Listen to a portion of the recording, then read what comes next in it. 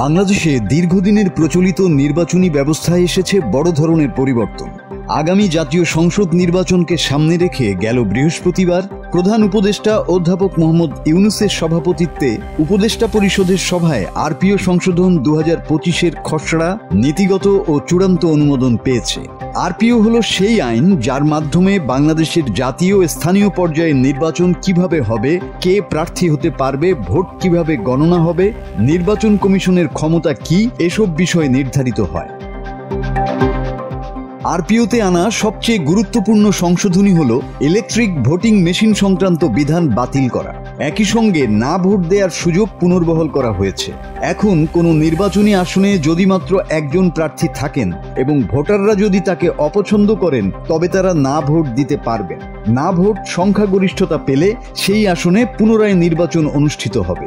এর মাধ্যমে বিনা প্রতিদ্বন্দ্বিতায় নির্বাচিত হওয়ার বিতর্ক এড়ানো সম্ভব হবে। নতুন সংশোধনী অনুযায়ী নির্বাচনে অংশগ্রহণকারী প্রত্যেক প্রার্থীকে তার দেশি ও বিদেশি উৎস থেকে আয় এবং সম্পত্তির পূর্ণ বিবরণ হলফনামায় প্রদান করতে হবে, যা নির্বাচন কমিশনের ওয়েবসাইটে উন্মুক্তভাবে প্রকাশ করা হবে, যাতে জনগণ সহজেই প্রার্থীর আর্থিক অবস্থা সম্পর্কে অবগত হতে পারে।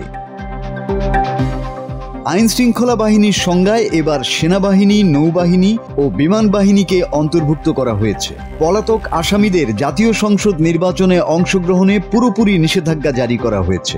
নির্বাচনী জামানতের পরিমাণ 20,000 থেকে বাড়িয়ে করা হয়েছে 50,000 টাকা। রাজনৈতিক দলগুলোকে 50,000 টাকার বেশি অনুদান বা চাঁদা ব্যাংকিং চ্যানেলের মাধ্যমে গ্রহণ করতে হবে এবং অনুদানদাতার ট্যাক্স রিটার্ন জমা দেয়া বাধ্যতামূলক করা হয়েছে।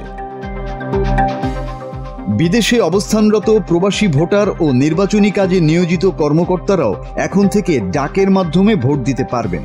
ভোট গণনার সময় গণমাধ্যমের উপস্থিতি নিশ্চিত করা হয়েছে, যা প্রক্রিয়াটির স্বচ্ছতা বাড়াবে।